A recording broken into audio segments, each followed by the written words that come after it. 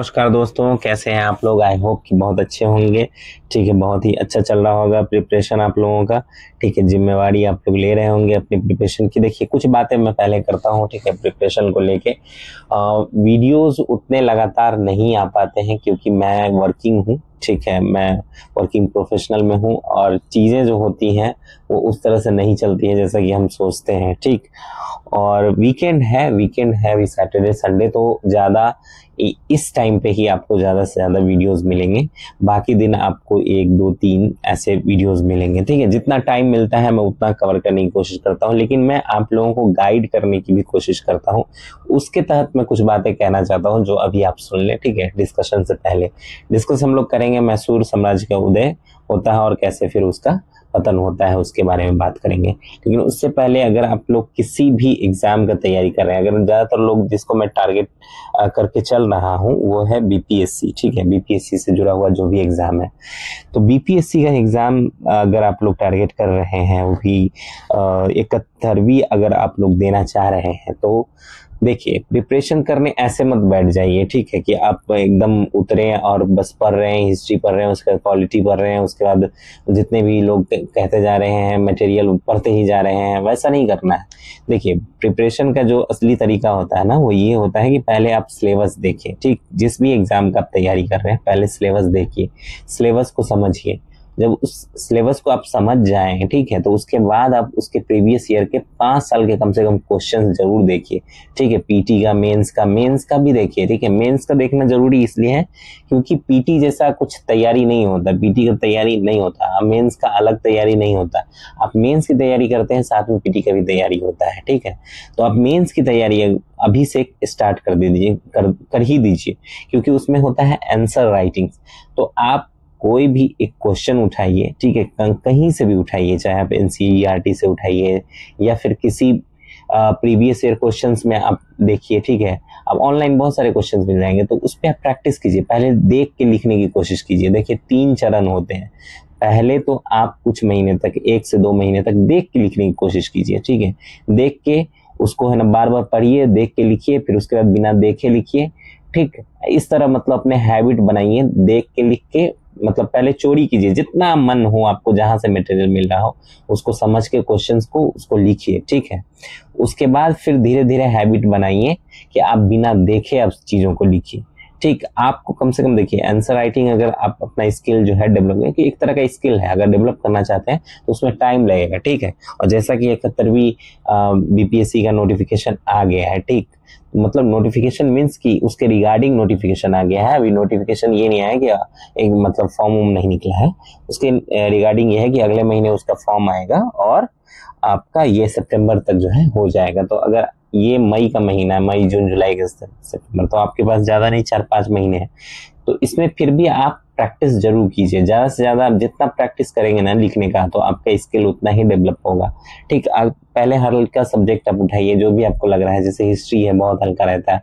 ठीक है, उसका आप वहाँ से स्टार्ट कर सकते हैं। ठीक है, बिरसा मुंडा, जो भी उनका जो इतिहास रहा है, ठीक, और जो भी है ना अंग्रेजों के खिलाफ खासकर ये रहे हैं, विद्रोह रहे हैं। ठीक, तो उसको आप देख सकते हैं। कोल विद्रोह है, ठीक, मुंडा विद्रोह है और संथाल विद्रोह है। ये लोग बेसिकली यहीं से स्टार्ट करते हैं, तो आप वहां से स्टार्ट कर सकते हैं लिखना। ठीक है, सिलेबस आप समझ जाइए, आप उसके बाद प्रीवियस ईयर क्वेश्चन देख के समझ जाइए। ये 2 चीज ना, आप जैसे समझिए कि कोई गाड़ी आप चला रहे हैं, आप खासकर कार समझिए। ठीक है, कि आप कार चला रहे हैं, तो वो जो है ना, वो कार का दोनों हेडलाइट है, एक तरफ सिलेबस है, एक तरफ आपका वो है प्रीवियस ईयर क्वेश्चन।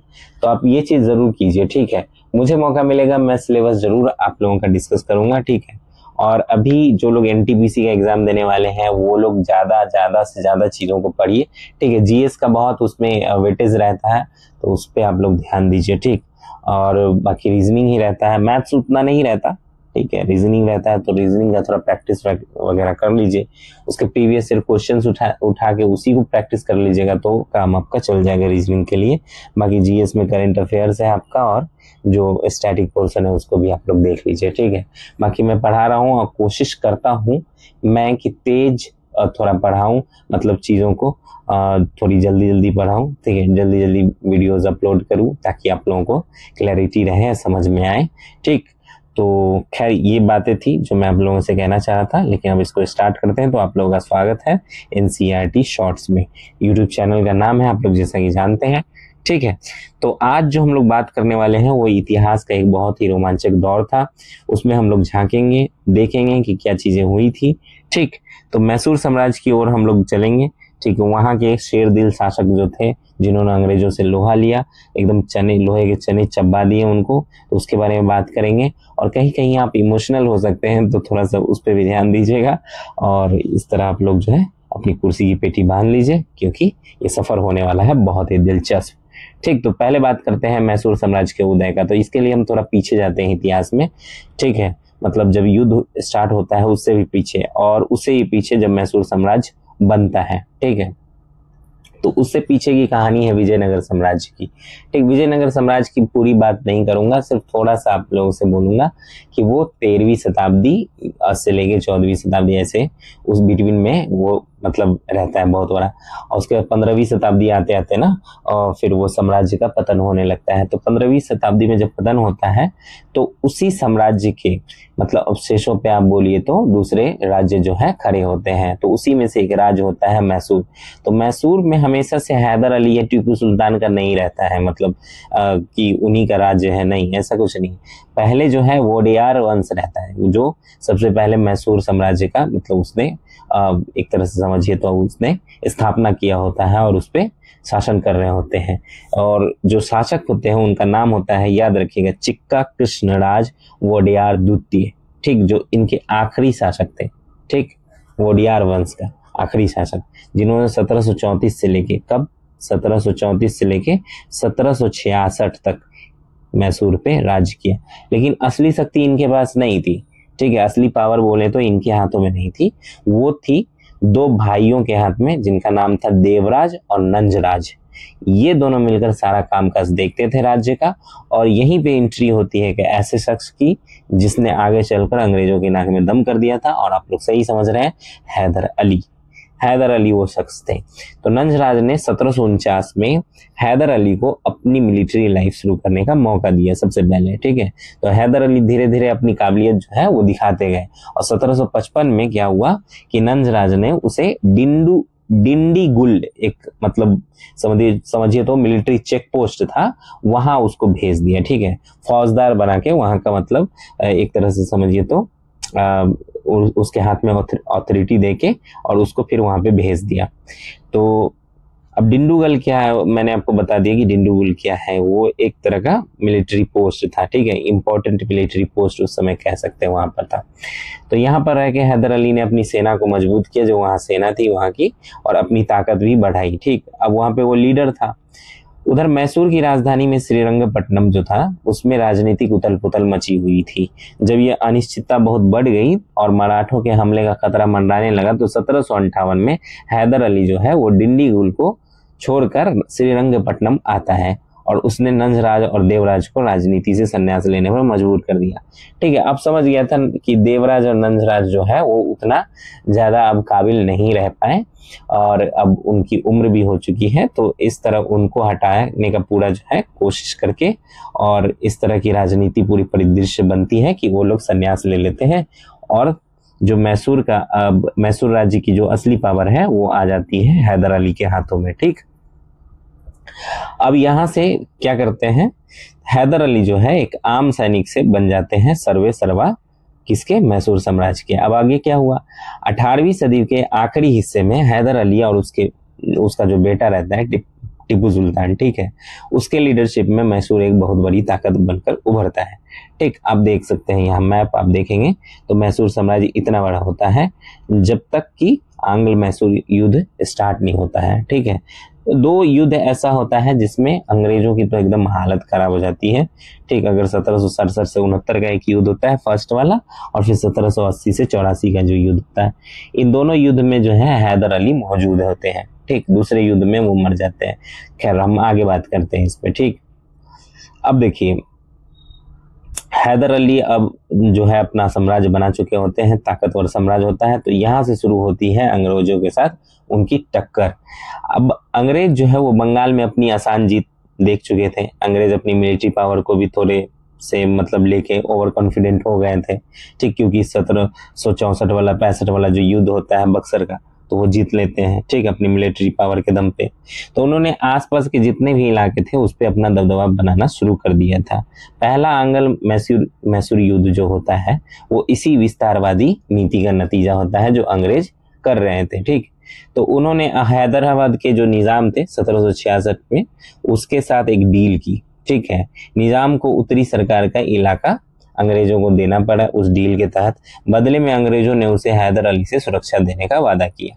तो आप देख सकते हैं निजाम का ये एरिया है और ये हैदर अली का एरिया है, और हैदर अली भी विस्तार, मतलब कोई भी साम्राज्य था, कोई भी राज्य था, तो वो विस्तार तो करता ही, ठीक है। तो वो क्या करते विस्तार करने के लिए, या तो हमला करते या तो दोस्ती करते। तो दोस्ती हो नहीं रही थी तो हमला ही करते, तो इस बात का डर था निजाम को। तो अब ऐसे में निजाम ने क्या किया था, 1766 में अंग्रेजों से डील कर लिया था। उत्तरी हिस्सा जो उसका था वो देना पड़ा अंग्रेजों का। उसके बदले जो है अंग्रेजों ने क्या कहा कि हम तुमको हैदर अली से बचाएंगे, ठीक। तो इसका वादा किया 1766 में, जब हैदर अली मराठों के हमले से जूझ रहा था, ठीक है। तो इसके ऊपर ठीक इस साइड देखेंगे तो अब मराठा थे यहाँ पे, ठीक है, मराठा। और ये छोटा सा भाग जो था वो कर्नाटक का था, ठीक, जो कि हैदर अली यानी मैसूर के साम्राज्य से मिला हुआ था, लगा हुआ था। और यहाँ पे माहे है, ठीक है, मैं इसको थोड़ा मिटाता हूँ और ठीक से देख पाएंगे मैप को। माहे जो इम्पोर्टेंट पोर्ट था, ठीक है, और मैंगलोर, ठीक, दो जगह आप देखेंगे, ठीक। तो अंग्रेज उसी वक्त, अब मराठों के हमले से तो जूझ रहा था हैदर अली, तो उसी वक्त अंग्रेजों ने हैदराबाद के निजाम को मिलिट्री हेल्प दे दी, ठीक है, और उसे मैसूर पर हमला करने के लिए उकसा दिया। हैदर अली को अंग्रेजों का ये दोगला रवैया जो है बिल्कुल भी पसंद नहीं आया। इस तरह से, मतलब एक तरफ मैं अभी लड़ रहा हूँ, जूझ रहा हूँ, दूसरी तरफ से तुम किसी को भड़का रहे हो कि मेरे ऊपर हमला कर, ऊपर से अपनी पावर भी दे रहे हो कि हमला करने के लिए। तो इस तरह जो है अंग्रेजों का ये रवैया उसको बिल्कुल भी पसंद नहीं आया। उसने सोचा कि अब तो इन अंग्रेजों को सबक सिखाना ही पड़ेगा, ठीक है। तो हैदर अली ने मराठों से दोस्ती कर ली। अभी तक लड़ाई कर रहे थे, अब दोस्ती कर ली। देखिए ये होता है राजनीति, ठीक है, नीति होता है। और निजाम और महफूज खान की मदद से अब निजाम को भी अपनी तरफ मिला लिया। अब महफूज खान जो था उससे, मतलब तीनों का गठबंधन बना लिया। किसने? हैदर अली ने। किसके खिलाफ? अंग्रेजों के खिलाफ। हैदर अली ने अंग्रेजों के दोस्त यानी कर्नाटक पर हमला किया, ठीक। अब ये तो पहले इस तरह का गठबंधन बना लिया तीनों मिलके, और कर्नाटक का जो एरिया था उस पे क्या किया, हमला कर दिया। किसने? हैदर अली ने। अब जो मतलब इस तरह की चीजें हो गई, तो अब इसके बाद क्या होता है? इसके बाद होता है क्या कि अंग्रेज जो है वो हैदर अली और निजाम को सितंबर 1767 में संगम और तिरुवनमलाई नाम की जगहों पर हरा देते हैं। अब अंग्रेजों के दोस्त होते हैं तो अंग्रेज उस तरफ से लड़ते हैं कर्नाटक के तरफ से, और ये दो जगह पे जो है निजाम और हैदर अली की जो सेना रहती है संयुक्त, उसको हरा देते हैं, संगम में और तिरुवनमलाई में, ठीक है। कब? 1767 में। लेकिन जो निजाम पहले अंग्रेजों के साथ था उसने फिर से पलटी मार दी। जैसे ही हारता है तो वो फिर से पलटी मार देता है और फरवरी 1768 में अंग्रेजों से जाके संधि कर लेता है, ठीक। अब निजाम अंग्रेजों की तरफ मिल जाता है। हैदर अली इस धोखे से और भी गुस्सा हो जाता है। उसने एक बार फिर अंग्रेजों पर हमला कर दिया, मतलब इस गुस्से से तिल मिला के फिर से अंग्रेजों पे हमला कर देता है, ठीक है, 1768 में। और उसने मैंगलोर में बॉम्बे से आई जो अंग्रेजों की ट्रेंड आर्मी होती है उसको मतलब बुरी तरह हरा देते हैं, ठीक है। ट्रेंड आर्मी लड़ने के लिए आती है। 1769 में आते आते उसने अंग्रेजों को मद्रास तक खदेड़ देता है। मद्रास का ये एरिया आप लोग देख रहे हैं, ठीक है, ये मद्रास का एरिया है, छोटा सा एरिया उस समय मद्रास था, तो एकदम मद्रास तक खदेड़ देते हैं, ठीक। और उसके बाद मद्रास का घेराव भी करता है हैदर अली। अपनी जान पर बनाई देख के अप्रैल 1769 में अंग्रेजों को हैदर अली की शर्तों पर मद्रास की संधि करनी पड़ती है। तो मद्रास की संधि होती है यहाँ अंग्रेजों से। इस संधि में यह भी तय हुआ कि अंग्रेज हैदर अली को युद्ध का खर्चा और जुर्माना देंगे। लेकिन सच पूछिए तो यह संधि सिर्फ एक ब्रेक थी। बहुत तेज थे अंग्रेज लोग एक बार कोई भी युद्ध को निपटाते नहीं थे। देखते थे कि हार रहे हैं तो फट से संधि कर लेते थे, ठीक है, और उसके बाद फिर क्या करते थे, अपने आप को मजबूत करते थे और फिर उसके बाद फिर से लड़ाई स्टार्ट करते थे, ठीक है। तो संधि जो था वो एक ब्रेक था, तूफान से पहले की शांति थी। अब तूफान आने वाला था, तो इसी में स्टार्ट होता है दूसरा आंग्ल मैसूर युद्ध। तो पहला आंग्ल मैसूर युद्ध आप देख रहे हैं, ठीक है, होता है, और इसमें जो होती है मद्रास की संधि होती है, मद्रास की संधि।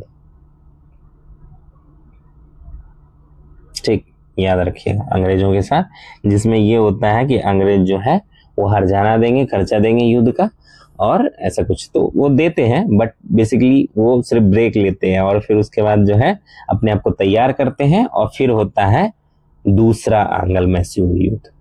ठीक है, तो सेकेंड एंग्लो मैसूर वॉर होता है 1780 से लेके 1784। ठीक है, अब इसमें क्या होता है 1771 में, थोड़ा सा पीछे का बात करते हैं। देखिए 1771 में मराठों ने मैसूर पर फिर से हमला कर दिया। अब मराठा जो है वो अभी तक दोस्त थे, फिर देखिए पलटी मार के अब मराठा जो है मैसूर पे हमला कर देते हैं। अब मद्रास की संधि के हिसाब से अंग्रेजों को हैदर अली की मदद करनी चाहिए थी। ठीक है, तो मदद का भी आश्वासन देता है वो पहले जो संधि होती है मद्रास में, लेकिन ऐसा कुछ नहीं होता। अंग्रेज जो है कोई इंटरेस्ट नहीं दिखाते, लड़ने देते हैं मराठा मैसूर को। ठीक है, अब इस तरह की चीज हो जाती है। तो मराठा और निजाम जो है वो बॉम्बे प्रेसिडेंसी में अंग्रेजों के खिलाफ लड़ रहे थे पहले से ही। ठीक है, तो हैदर अली ने भी अंग्रेजों की इस बेईमानी को देखते हुए मराठा और निजाम के साथ एक त्रिकूट संधि जो है कर लेते हैं, यानी त्रिपक्षीय संधि जो है कर लेता है। मतलब तीनों लोग एक तरह का गठबंधन बनाते हैं और फिर अंग्रेजों ने और भी गैर जिम्मेदाराना हरकत करते हुए हैदर अली के इलाके में मौजूद जो माहे है, जो मैंने आपको पहले दिखाया, ठीक है, मैप में, वो माहे में जो फ्रांसीसियों की बस्ती होती है वहां हमला कर देता है।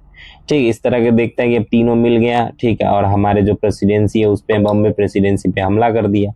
ठीक है, उसको तो अब हम लोग जो है उसके खिलाफ जाएंगे, रिटेलिएट करेंगे, अंग्रेज ऐसा सोचते हैं, और फिर वो माहे जो जहाँ पे फ्रांसीसियों की बस्ती होती है उस पे हमला कर देते हैं। वो टेरिटरी होता है किसका, मैसूर का होता है। अब इसको जो है मतलब उस पर कब्जा भी कर लेते हैं। तो अब इस पे क्या होता है कि सीधे सीधे वो हैदर अली की पावर को चुनौती दे रहे होते हैं, क्योंकि टेरिटरी किसकी है, हैदर अली की है। तो 1773 में ये सब कांड होता है। अब उसके बाद क्या होता है, जुलाई 1780 में हैदर अली ने कर्नाटक पर हमला कर दिया, जो कि अंग्रेजों का दोस्त राज्य था, और यहीं से शुरू हो गया मतलब दूसरा एंग्लो मैसूर युद्ध। ठीक है, सेकेंड जो एंग्लो मैसूर वॉर होता है वो इन्हीं सब कारणों से स्टार्ट हो जाता है। इस तरह की चीजें होती है। अब हैदर अली जो है वो अंग्रेजी जनरल बेली को कर्नाटक के मैदान में बुरी तरह से हराता है, मतलब खूब हराता है। हैदर अली बहुत बार हराते हैं, और अक्टूबर 1780 में अरकाट पर कब्जा कर लेता है। ठीक है, एक बार फिर जब अंग्रेज एक शर्मनाक हार के कगार पे थे, तो अंग्रेजी गवर्नर वॉरेन हेस्टिंग्स ने कूटनीतिक चाल चली। उसने गुंटूर देकर निजाम को हैदर अली से अलग कर लिया। ठीक, अब ये संधि तो हो चुकी थी, तीनों गुट मिल चुके थे। तो अब यहाँ पे क्या किया कि गुंटूर जो था एक एरिया था, मतलब उत्तर का जो पहले ले लिया था, याद होगा आपको, तो वो एरिया जो है फिर से निजाम को दे के क्या करते हैं कि निजाम को कहते हैं कि तुम जो वो त्रिगुट बनाए हो उसमें से अलग हो जाओ। ठीक, तो इस तरह की चीज हो जाती है। तो हैदर अली से अलग कर देते हैं, और सिंधिया जो भोसले होते हैं, यानी मराठा के जो मतलब उस तरफ जो प्रोमिनेंट लीडर्स होते हैं, उसको भी अपनी तरफ मिला लेते हैं। अब क्या होता है, अब पड़ जाते हैं ये अकेले हैदर अली। तो 1780 में नए अंग्रेजी जनरल गवर्नर मतलब जनरल आता है। ठीक, आयरकुट पोर्टो नोवो, पोलीलूर और सोलिंगलूर कहते हैं। ठीक है, मतलब उसमें अकेले पड़ गए हैदर अली को, कई बार हरा देता है। देखिए किन जगहों पे हराता है। आयरकुट आता है वो पोर्टो नोवो में, अपोलीलूर में और सोलिंगोलूर में, जो अकेले पड़ जाते हैं हैदर अली, तो वहां पे इन तीनों जगहों पे उसको हरा देता है। हैदर अली को अब अंग्रेज हरा देते हैं, लेकिन हैदर अली फिर भी अपना मतलब दम दिखाता है। ठीक है, वो 1782 में फिर आयरकुट को हरा देता है। ठीक, बोलता है भाई इतना आसानी से तो मैं हार नहीं मानूंगा, चाहे मेरा कोई साथ दे चाहे ना दे। तो फिर से वो आयरकुट को हरा देता है। पहले तो हार जाते हैं आयरकुट से, फिर लेकिन आयरकुट को 1782 में वो हरा देता है। अब 7 सितंबर 1782 को हैदर अली का निधन हो जाता है। ठीक है, तो यहीं से पलटती है बाजी, और यहाँ से जब बाजी पलटती है तो 17 देखिए बीच में ही, युद्ध के बीच में ही हैदर अली जो है वो स्वर्ग सिधार जाते हैं। लेकिन उसके बाद क्या होता है, उसके बाद टीपू सुल्तान की एंट्री होती है। अब टीपू सुल्तान जो कि हैदर अली का पुत्र होता है, बेटा होता है, काबिल पुत्र होता है। ठीक है, वो युद्ध को जारी रखता है, लेकिन अब न तो अंग्रेज युद्ध जारी रखने की हालत में थे और न ही टीपू। तो अंग्रेजों को बुरी तरह पर मतलब नहीं हरा सकता था टीपू भी। तो ऐसे में क्या हुआ कि 84 तक चला ये युद्ध। ठीक है, 1784 तक। और उसमें फिर दोनों पक्षों ने मंगलोर की संधि की। पहले में कौन सी संधि हुई थी? मद्रास की संधि। दूसरे में जो होती है वो मंगलौर की संधि होती है। मंगलौर की संधि में क्या होता है कि इसमें जो है दोनों जो पक्ष होते हैं वो एक दूसरे के जीते हुए इलाके को वापस लौटा देते हैं, ठीक है, और इस बात पर सहमति जताते हैं कि हम आगे लड़ाई नहीं करेंगे, ठीक है। लेकिन अब क्या होता है, अब तीसरा आंग्ल मैसूर युद्ध होने वाला होता है, तो उसके भी हम लोग बैकग्राउंड को देखेंगे, ये क्यों होता है, ठीक है। तो यह युद्ध भी जो है अंग्रेजों की एक धोखेबाजी नीति का ही नतीजा था। 1788 में, देखिए 84 में अब वो हो गया, मंगलौर की हो गई। 1788 में क्या होता है कि कंपनी ने हैदराबाद के निजाम को फिर से टीपू के खिलाफ जो है भड़काना स्टार्ट कर दिया, युद्ध के लिए एकदम तैयार होने के लिए एक लेटर लिख दिया, ठीक। टीपू ने इसे संधि का उल्लंघन माना, क्योंकि 1784 में संधि हुई थी मंगलौर की कि भैया एक तो हम एक दूसरे का इलाका लौटा रहे हैं और फिर हम एक दूसरे के इलाके में नहीं जाएंगे, नहीं लड़ाई करेंगे, लेकिन इस संधि का उल्लंघन कर देते हैं इस तरह से भड़का के निजाम को, ठीक। अब 1789 में त्रावणकोर जो होता है उस पर हमला कर देते हैं। कौन कर देते हैं? टीपू, क्योंकि टीपू को लगता है कि संधि का उल्लंघन हो गया है। तो त्रावणकोर का जो राजा होता है वो अंग्रेजों का दोस्त होता है। अब टीपू के इस हमले को बहाना बनाकर अब अंग्रेज जो है वो मराठों और निजाम से संधि कर लेता है और तीनों मिलके फिर आते हैं टीपू से लड़ने के लिए। अब यहीं से स्टार्ट होता है तीसरा आंग्ल मैसूर युद्ध 1790 से लेके 1792 तक, ठीक। तब तीसरे आंग्ल मैसूर में क्या होता है? अब ये युद्ध का तीसरा चरण है। पहले चरण में जो है ये युद्ध जो है वो 3 चरण में लड़ा जाता है। पहले चरण में जो है अंग्रेजों का सेनापति जनरल मीडोज होता है। वो टीपू सुल्तान की मजबूत जो मिलिट्री पोजीशन होता है उसके कारण मीडोज को कोई खास सफलता नहीं मिलती। युद्ध होता है लेकिन कोई खास सफलता उसको भी नहीं मिलती और टीपू सुल्तान को भी कोई खास सफलता नहीं मिलती। अब ऐसे में दूसरा चरण जो है स्टार्ट होता है 1790 में, ठीक है। 1789 में थोड़ा बहुत चलता है, 1790 में एकदम मेनली अब चलना स्टार्ट। अब इसका नेतृत्व जो करता है वो खुद कॉर्नवालिस आके करता है, ठीक है। कॉर्नवालिस के बारे में आप लोगों ने पढ़ा होगा, ठीक है। तो मार्च 1791 तक ये जो कॉर्नवालिस के साथ इसका युद्ध चलता है, जिसमें वेल्लोर और अंबूर पर जो है वो कब्जा कर लेता है, ठीक। फिर वो टीपू की जो राजधानी होती है श्रीरंगपट्टनम उसके पास भी आ जाता है, लेकिन बारिश का मौसम शुरू हो जाता है। इसी कारण से जो है कॉर्नवालिस अपना अभियान जो है रोक देता है, जारी नहीं रख सकता है। तो फिर उसे जो है मैंगलोर की ओर वापस लौटना पड़ता है। अब ये चीजें तो हो जाती है, ठीक है। तीसरे आंग्ल मैसूर में काफी उनको कॉर्नवालिस के आने से काफी जो है फायदा होता है, क्योंकि वेल्लोर और अंबूर पर जो उसका कब्जा हो जाता है और मैंगलोर भी जो है वो भी अंग्रेजों के कब्जे में आ जाता है, ठीक है। अब स्टार्ट होता है 1791 की गर्मी, और जिसमें टीपू जो है वो स्टार्ट करते हैं इस युद्ध को। तो 1791 की गर्मियों में टीपू को कोयम्बटूर पर कब्जा करते हुए फिर से युद्ध का शुरू कर देता है, ठीक है। अब टीपू क्या करते हैं, वो जाते हैं कोयम्बटूर पे, अब कब्जा करते हैं, हमला करते हैं और कब्जा कर लेते हैं और युद्ध जो है फिर से शुरू हो जाता है, ठीक। इस तीसरे चरण में कॉर्नवालिस की मदद के लिए अब आ जाता है मीडोज, स्टुअर्ट और मैक्सवेल और हंटर जैसे जो है अंग्रेजी मिलिट्री ऑफिसर्स होते हैं वो आ जाते हैं किसके मदद के लिए? कॉर्नवालिस की मदद के लिए। टीपू इसमें बहुत ही बहादुरी से युद्ध करते हैं, लेकिन अंग्रेजों की जो मजबूत मिलिट्री पोजीशन होती है उसके कारण उसको आत्मसमर्पण करना पड़ता है। और मार्च 1792 में जो है श्रीरंगपट्टनम की संधि होती है। पहला जो होता है मद्रास, दूसरा मंगलोर की संधि दूसरे युद्ध में, तीसरा जो होता है वो श्रीरंगपट्टनम जो कि मैसूर राज्य की राजधानी होती है वहां होती है संधि। अब इसमें जो है मजबूर होना पड़ता है टीपू सुल्तान को और एक अपमानजनक जो है संधि होती है टीपू सुल्तान के लिए। अब इसमें क्या होता है कि इस संधि के तहत टीपू को जो है अपने राज्य का लगभग आधा हिस्सा, यानी मैसूर राज्य का लगभग आधा हिस्सा, आप देख रहे हो इधर से ये सब हिस्सा जो है पहले से अंग्रेजों के, अब लगभग आधा हिस्सा जो है उसको देना पड़ता है। किसको?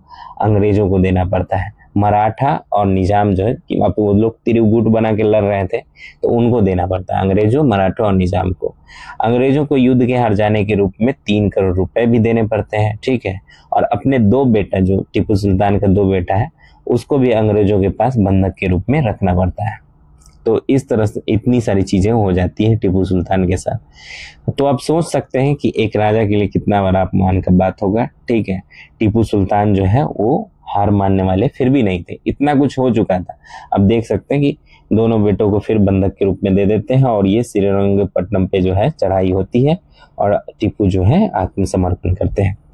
अब श्रीरंगपट्टनम की संधि एकदम अपमानजनक शर्तें, टीपू सुल्तान जैसे स्वाभिमानी शासक को कैसे फिर कितना देर तक बर्दाश्त करके रह सकते हैं। ठीक, अब ये सब तो सह चुके थे, अब जो है वो सोच रहे थे कि किसी से मदद लिया जाए। ठीक, अब मदद जो है उनको भारतीय जो राज्य थे उस समय उससे तो मिलने वाला नहीं था, तो इसकी उम्मीद भी वो नहीं कर रहे थे।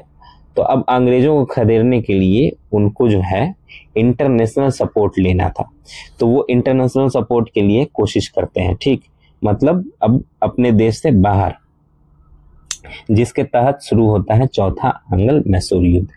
ठीक है, तो अब वो लेटर लिखते हैं। उन्होंने भारत में तो फ्रांसीसी कंपनी से कांटेक्ट किया ही था, जो फ्रांसीसी कंपनी भारत में उस समय थी। नेपोलियन को भी उस समय वो पत्र में मतलब लिखते हैं कि हमारी मदद की जाए।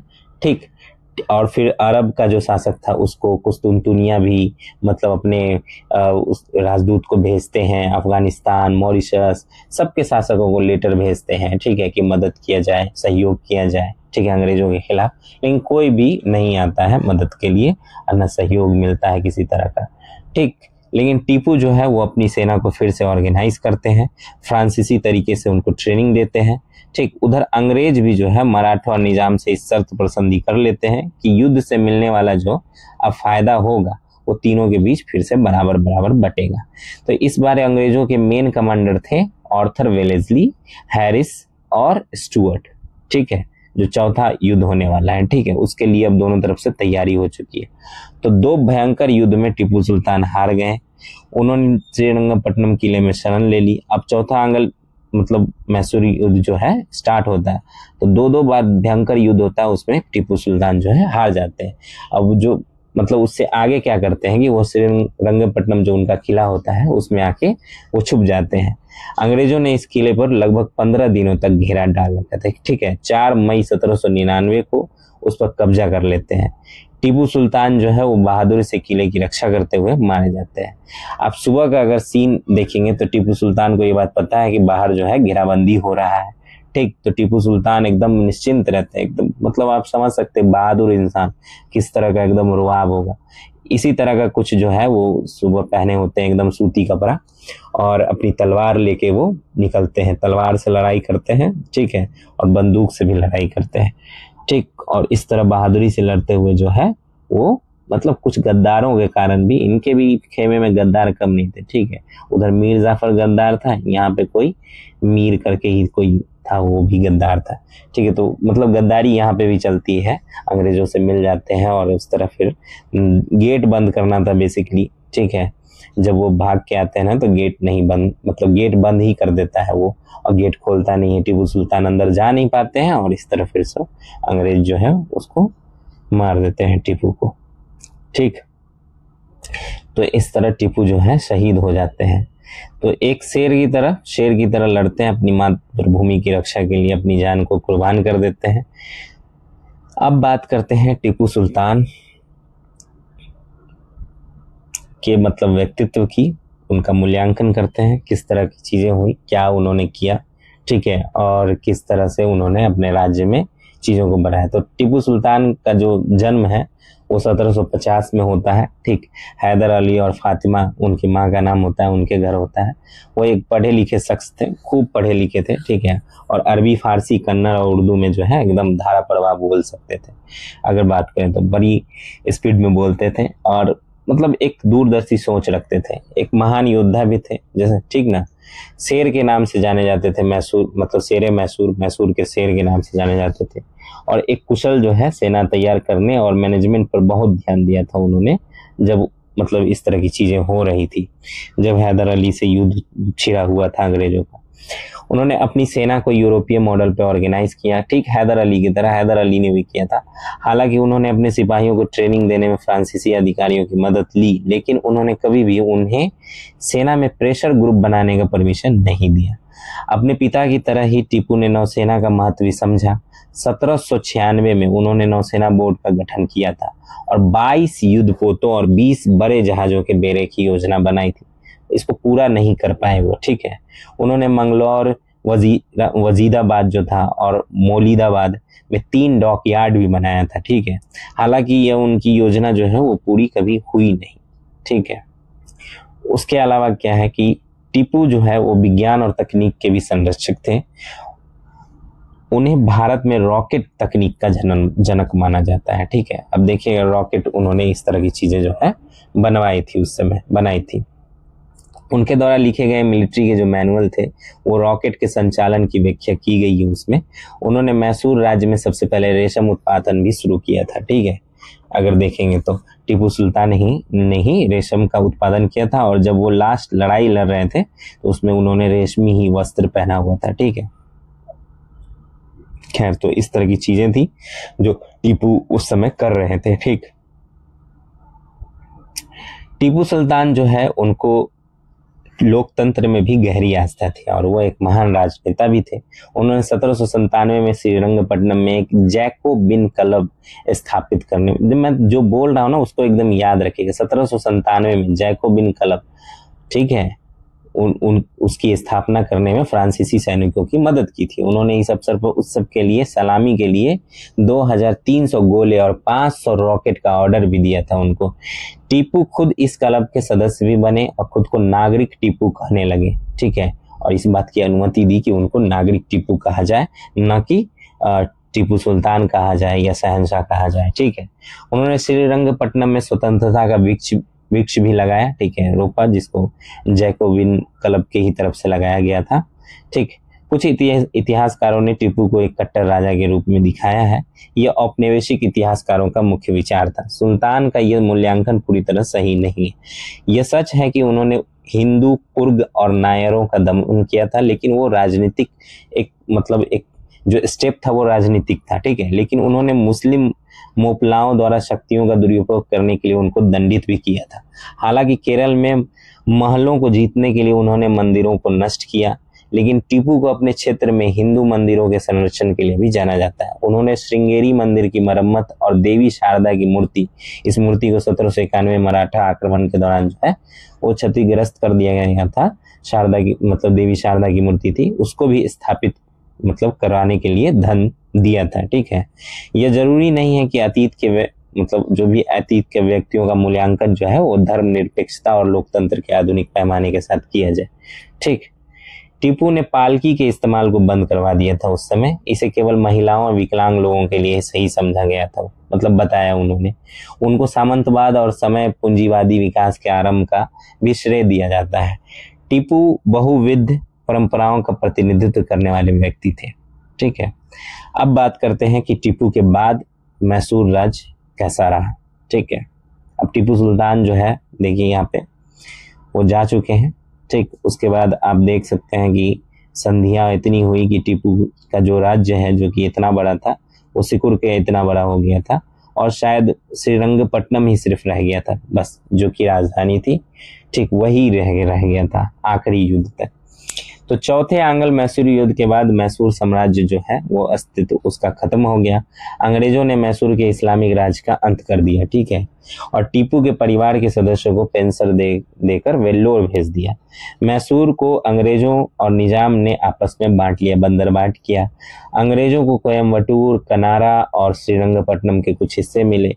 निजाम को गुट्टी, गर्रम कोंडा और चित्तल दुर्ग के कुछ हिस्से मिले। मराठों के लिए जो है सुंडा और हरपन हल्ली का प्रस्ताव रखा गया, लेकिन उनकी अस्वीकृति के बाद इन जिलों को भी अंग्रेजों और निजामों ने आपस में बांट लिया, ठीक है। मैसूर राज्य के बाकी हिस्से को हिंदू राजकुमार कृष्णराव, जो वोडन्यार पहले हम लोगों ने राजवंश की बात की थी, उसी के बचे हुए जो राजकुमार थे उन्हीं के अधीन कर दिया गया, और उनके साथ सहायक संधि कर ली गई। सहायक संधि के बारे में हम लोग बात करेंगे। उसमें बेसिकली ये होता है कि अपनी सेना नहीं रखनी होती है राजा को, और अंग्रेज अपनी सेना देते हैं, ठीक है। तो उसके बारे में डिटेल में हम लोग बात करेंगे, ठीक। तो टोटली आप डिपेंड हो जाते हैं अंग्रेजों की सेना पे, ठीक, और दूसरे किसी से भी आप मदद नहीं ले सकते। तो मैसूर के खिलाफ सफलता के लिए ही वेलेस्ली को क्या कहा जाता है, मार्क्वीस कहा जाता है, मार्क्वीस, उसकी उपाधि मिली थी। इस युद्ध के बाद मैसूर पर फ्रांसीसी प्रभाव भी खत्म हो जाता है। तो दोस्तों ये थी मैसूर के शेर टीपू सुल्तान और अंग्रेजों के साथ उनके संघर्ष की कहानी। उम्मीद है आपको यह वीडियो पसंद आया होगा और आपको बहुत कुछ नया जानने को भी मिला होगा। अगर आपका कोई सवाल है तो कमेंट सेक्शन में जरूर पूछिए। हाँ, हमारे चैनल को सब्सक्राइब कर लीजिएगा, उसको भूलिएगा नहीं। आपको ऐसे ही और भी इंटरेस्टिंग हिस्टोरिकल वीडियोस मिलते रहेंगे जिसमें कहानी हम अच्छे से जानेंगे, ठीक है, और थोड़ी गहराई से जानेंगे। ठीक, तो चलिए इसी बात के साथ मैं आप लोगों से विदा लेता हूं। आप लोगों का धन्यवाद।